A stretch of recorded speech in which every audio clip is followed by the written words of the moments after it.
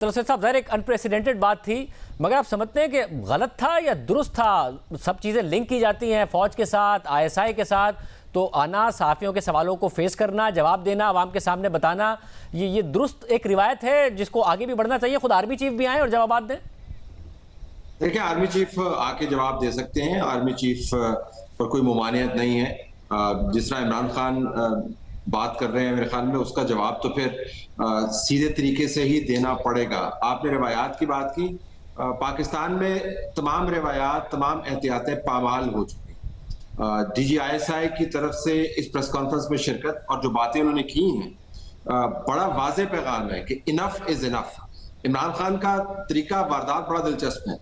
وہ دوسروں کے اوپر تو تمام روایات کی پامالی کرتے ہوئے حملے کرتے ہیں، اور جب ان کے اوپر کوئی جواب آتا ہے تو وہ پھر قانون اور آئین کے پیچھے چھپتے ہیں جا کے۔ تو عمران خان صاحب کو اس سوال کا تو جواب پھر دینا ہوگا نا کہ وہ کس قانون، روایت اور آئینی تقاضے کے تحت آرمی چیف سے چھپ چھپ کے مل رہے تھے، اور یہ بات D G I S I نے آ کے کی۔ تو عمران خان کا جو رد عمل ہے، میرے خیال میں وہ اس قسم کے جو متنازع بیانات وہ دیتے رہتے ہیں، متضاد بیان دیتے رہتے ہیں، اس سے مطابقت رکھتا ہے۔ لیکن D G I S I کا سامنے آنا غیر معمولی ہے، لیکن عمران خان نے جس قسم کے حالات پیدا کر دیے ہیں، اس میں کچھ یہ باتیں انہونی بھی نہیں لگتی ہیں۔ مگر طلعت حسین صاحب، ظاہر خان صاحب کو لمبا موقع ملا ایک بیانیہ بنانے کا جو کہ جھوٹ تھا، جس پر صحافی سوال بھی اٹھاتے رہے، ان کے اوپر ہی فتوے آتے رہے، وہ انہوں نے پورا ایک بیانیہ بنا دیا جو کہ ایک جھوٹ پر مبنی تھا۔ آپ کے خیال میں اگر یہ حقیقت پھر پہلے آنی چاہیے تھی؟ فوج کی طرف سے تو کہا گیا، وہ بھی تھوڑا سا لیٹ کہا گیا کہ جی کوئی سازش نہیں ملی تھی، یا جلدی آنا چاہیے تھا، یا دیر سے بھی آئیں تو ٹھیک ہے؟ دیکھیں، جواب تو بہت جلدی آ گیا تھا۔ آپ کو یاد ہوگا کہ D G I S P R نے پہلی پریس کانفرنس کے اندر یہ بتا دیا تھا کہ جو آپ نے سازش کا بیانیہ بنایا ہوا ہے اس کے پیچھے کوئی حقیقت نہیں ہے، اور آج انہوں نے پریس کانفرنس میں شروع میں اس بات کا ذکر بھی کیا، دوبارہ اس بات کو دہرایا۔ اصل میں ایشو یہ تھا کہ D G I S P R کی باتوں کو ہوا میں اڑا دیا جاتا تھا، حالانکہ وہ فوج کے تمام ادارے کو ریپرزینٹ کرتے ہیں۔ تو آج میرے خیال میں D G I S I کی موجودگی سے یہ واضح کر دیا ہے کہ یہ کوئی ایک فرد یا دو افراد یا چار افراد کی بات نہیں ہے، یہ پاکستان کی جو کور اسٹیبلشمنٹ ہے، جس کے اندر آرمی چیف بھی موجود ہیں، ان کے کور کمانڈرز موجود ہیں، تمام اہم تعیناتیوں پر موجود لوگ موجود ہیں، آنے والے دنوں میں جو آرمی چیف تعینات ہوگا وہ موجود ہے، اور D G I S I بھی اس کے اندر موجود ہے، D G I S I کا ادارہ بھی اس کے اندر موجود ہے۔ تو مجھے نہیں لگتا ہے کہ عمران خان کو چونکہ بات سمجھ نہیں آ رہی تھی، ان کی پارٹی والے باتیں سمجھ نہیں پا رہے تھے، ان کا خیال تھا کہ D G I S I نے آئی ایس پی آر نے ٹویٹ کر دیا تو ہم نے اس کا جواب دے دیا۔ تو آج تو بڑا واضح ہو گیا کہ عمران خان جو بات کر رہے ہیں وہ قطعاً قابل قبول نہیں ہے پاکستان کی کور اسٹیبلشمنٹ کو، اور اس کے اندر تمام لوگ آتے ہیں۔ اسما، آپ بتائیے گا، تحریک انصاف کی طرف سے ظاہر ہے خان صاحب نے ایک سٹیٹمنٹ تو یہ دیا کہ شاہ محمود قریشی صاحب، اسد عمر صاحب، فواد چودھری صاحب، شیریں مزاری صاحبہ، حماد اظہر صاحب، ان سب نے بیٹھ کر پریس کانفرنس کی، مگر کیا پریشانی ہے پی ٹی آئی میں کہ یہ تو زیادہ ہو گیا، یا پھر واقعی ہیڈ آن لینے کے لیے تیار ہے تحریک انصاف اور خان صاحب کانفیڈنٹ ہیں؟ جی شاہزیب، مجھے تو ان کی پریس کانفرنس سے ذرا بھی نہیں لگا کہ ہیڈ آن لینے کے لیے تیار ہے تحریک انصاف، بلکہ ایک وضاحتی پریس کانفرنس تھی جس میں ہر جو ان کا شعبہ تھا اس پہ انہوں نے وضاحت پیش کرنے کی کوشش کی ہے، اور یہاں تک کہ اسد عمر صاحب نے کہا کہ ہم تو بڑے پاپولر ہیں، اور اب پاپولر لوگوں کو نیریٹو کے لیے ضرورت ہوتی ہے فوج کو، لہٰذا ہم سے بات کی جائے، اور ساتھ ساتھ میں وہ یہ بھی کہتے رہے کہ ہم نے کوئی غیر آئینی مطالبہ جو تھا وہ ہم نے بند کمروں کے اندر نہیں کیا۔ کیا الیکشن دینا فوج کے ہاتھ میں ہے؟ کیا الیکشن دینا جو ہے، الیکشن کرانا یا اس کا فیصلہ کرنا، یہ آئینی کردار ہے فوج کا جو کہ بند کمرے میں پاکستان تحریک انصاف مانگ رہی تھی؟ تو میرا خیال ہے کہ بہت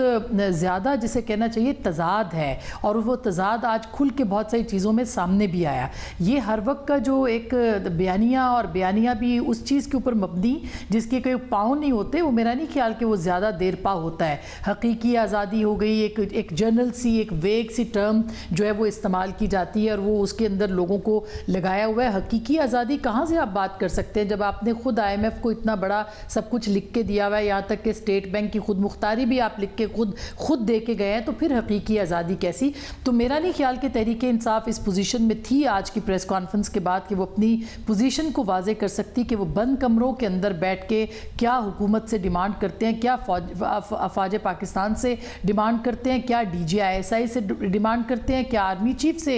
डिमांड करते हैं। और ये भी आप देखें कि उन्होंने ये भी कहा कि गैर मुअय्यना मुद्दत तक के लिए आर्मी चीफ की तौसी की पेशकश की गई, जिसको कि आर्मी चीफ ने जो है वो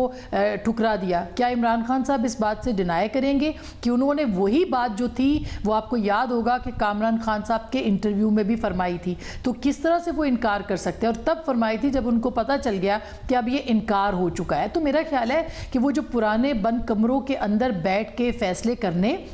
और बंद कमरों के अंदर कमिटमेंट्स लेने 2018 और उससे पहले की पॉलिटिक्स में इमरान खान साहब करते रहे थे, उनको लग रहा था कि अभी भी यही होगा। लेकिन अब मौसम भी बदल गया है, हालात भी बदल गए हैं, और बिल्कुल अगर फ़ौज ये कह रही है इस कमिटमेंट के साथ कि वो पाकिस्तान के आइन के मुताबिक अपना किरदार अदा करेगी, जो कि उनको करना चाहिए, तो आज की प्रेस कॉन्फ्रेंस पाकिस्तान की जमहूरी, सियासी और जो आज़ादी इजहार के लोग हैं या जो आइन के साथ जुड़े हुए लोग हैं, उनकी आज बहुत बड़ी फतह है कि ऑन द रिकॉर्ड आके DGI-SI और DGI-SPR ने ये कहा है कि फौज का कोई ताल्लुक नहीं होगा। और मैं उम्मीद करता हूँ कि मुस्तकबिल में ऐसा ही होगा। और असद उमर साहब ने जो तौसी वाला मामला उसकी कंफर्मेशन की है कि हाँ जी ऑफ़र की गई थी, मगर ये कहा कि गैर मुअय्यना मुद्दत थी मगर हमने ऑफ़र की थी। तो हुसैन साहब, लॉन्ग मार्च फिर उसमें क्या रह जाता है? क्या इमरान खान साहब का जो कॉन्फिडेंस है कि वो इस लॉन्ग मार्च से अभी भी हुकूमत गिरा सकते हैं आपके ख्याल में? आज की प्रेस कॉन्फ्रेंस से फिर ये भी कह दिया गया कि हाँ जी 245 के तहत अगर कहेगी आर्टिकल के तहत हुकूमत तो हम फौज साथ देगी। आपके ख्याल में हवा निकल गई फिर लॉन्ग मार्च से? देखें, आज मेरे ख्याल में DGI-SI ने और DGI-SPR ने मिलकर इमरान खान का ब्लफ कॉल किया। ब्लफ क्या था कि हम जब नारा मारते हैं तो आगे से सिर्फ एक स्टेटमेंट आता है और उसके बाद खामोशी छा जाती है। जो इल्जामात की फहरिस्त है इमरान खान ने जो फौज पे धरी है, अगर आप उसको गिनने लगें या बताने लगें या याद दहानी करवाने लगें तो आपका प्रोग्राम खत्म हो जाएगा। समरी में बता देता हूं। उन्होंने क्या कहा? न्यूक्लियर असासों को कॉम्प्रोमाइज कर दिया गया, अमेरिका को फौजी अड्डे देते हैं, अमेरिका की गुलामी करते हैं, पाकिस्तान को बेचते हैं, चोरों के मुहाफिज हैं, करप्शन के मुहाफिज हैं, सहाफियों के कातिल हैं, फौजियों को वो उकसाते हैं कि अपनी कमांड की बात न माने। मेरे ख्याल में इससे ज्यादा इमरान खान ने और उनकी जमात ने खुली छूट इंजॉय नहीं की होगी। वो दंदनाते फिर रहे थे। आज मेरे ख्याल में DGI-SI की तरफ से आमद के बाद बंद बांधने की कोशिश की गई है। मैं बस एहतराम आसमा से थोड़ा सा इख्तलाफ करूंगा। मेरा नहीं ख्याल कि बहुत बड़ी फतह की बात है उन लोगों के लिए, हम जैसे, आप जैसे, आसमा जैसे, जो बात करते हैं कि आइन और कानून के ज़ाब्ते के अंदर है कि आपको काम करना चाहिए। ये बुनियादी तौर पर 2018 में जो वारदात की गई थी जाज़ेब, ये उसके कॉन्सिक्वेंसेज है जिसको आप डील कर रहे हैं। इमरान खान साहब का मसला ये है कि वो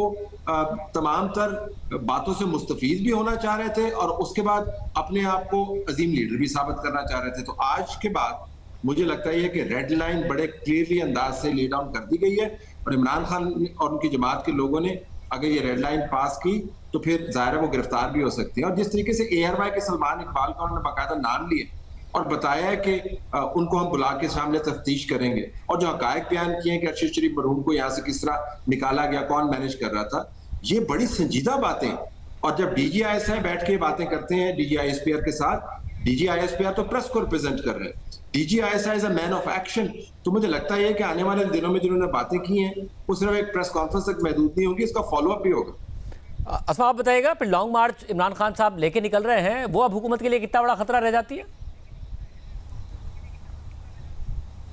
जी, मेरा नहीं ख्याल कि कोई ऐसा सच ख़तरा है, क्योंकि आज जो पैगाम उनको गया है वो बड़ा लाउड एंड क्लियर है कि रियासत के ऊपर पाकिस्तान की सिक्योरिटी और सियासी इस्तेहकाम और पाकिस्तान के इस्तेहकाम के ऊपर कॉम्प्रोमाइज़ नहीं किया जाएगा। और देखिए ना, ये हो भी ऐसे वक्त पर आया ये लॉन्ग मार्च कि जब दो अहम दौरे हैं जिसमें कि पाकिस्तान को माली तौर पर या मुआशी तौर पर एक सहारा मिलने की उम्मीद है। और हमारे ज़राए बता रहे हैं कि हुकूमत की तरफ से ये बात आई है कि मुख्तलिफ़ जगहों पर जब वो गए हैं तो उनसे ये बात पूछी गई है है कि हमें नहीं पता आपकी हुकूमत 4 दिन है या 5 दिन है, कौन पैसे देगा पाकिस्तान की हुकूमत को और रियासत को, और कैसे चलेगी रियासत। तो ये क्या महज इत्तफाक है कि इमरान खान साहब जो है वो जैसे ही कोई अहम डेवलपमेंट चाइना के साथ आने लगती है या कोई और जगह, तो वो उनका लॉन्ग मार्च जो है वो आ जाता है। ये मेरा नहीं ख्याल कि लॉन्ग मार्च में, और पब्लिक ने पिछला आप देखें अगर नैरेटिव जो देखा गया वो इमरान खान साहब का बड़ा पॉपुलर नैरेटिव था जब वो 25 मई को निकले थे, लेकिन आपने देखा कि पाकिस्तान के अवाम बड़े समझदार हो गए हैं और उन्होंने बहुत ज़्यादा उसके ऊपर कोई